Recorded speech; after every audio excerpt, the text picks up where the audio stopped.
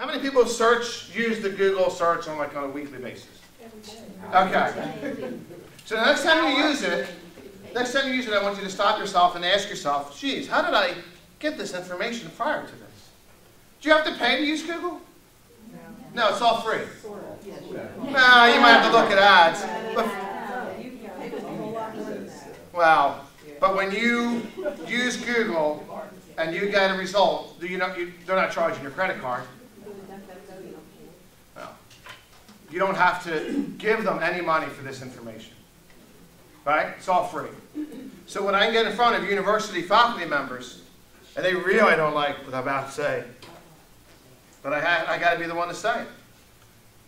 The information that we provide in a classroom, for the most part, before you yell at me, for the most part, is available online for free. Oh, well, thank you. People get mad at me.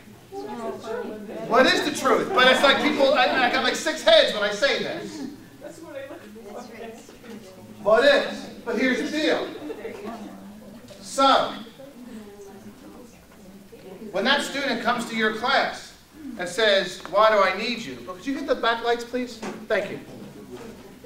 Why do I need to be here? The emphasis is not on the content, it's how to use it.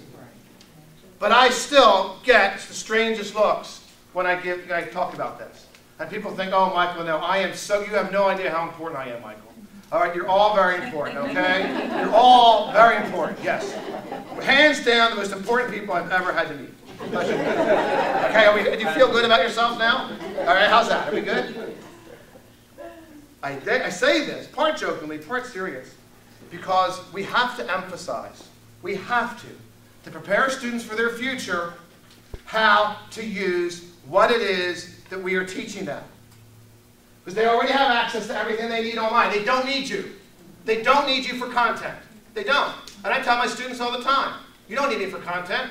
I've completely re-engineered how I teach my classes. I don't lecture anymore. I have a series of books that they have to read, and then we come in and we discuss them. Because you can't discuss online. Yeah, you can video chat and all that stuff. But my value comes in growing you on how you got information from your reading. You read it. The stuff that's in the book is going to be in my lecture notes, my transparencies, writing on the board, my PowerPoint slides.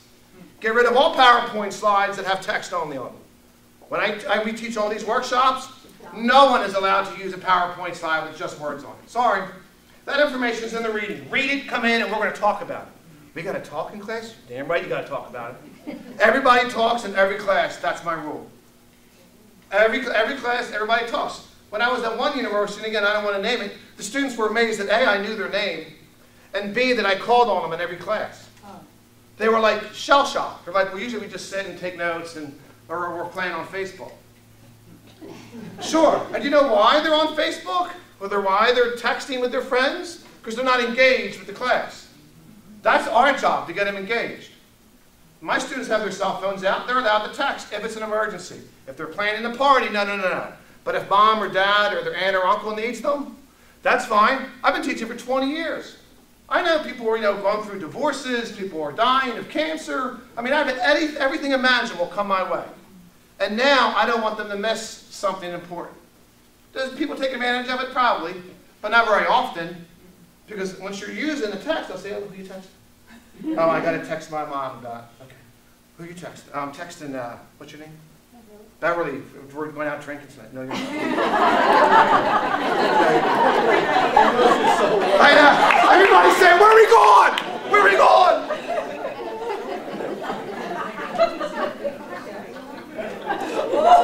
Whatever works, I say. Whatever works. We have to teach them what to do with the material. We have to. We don't have a choice. We got this.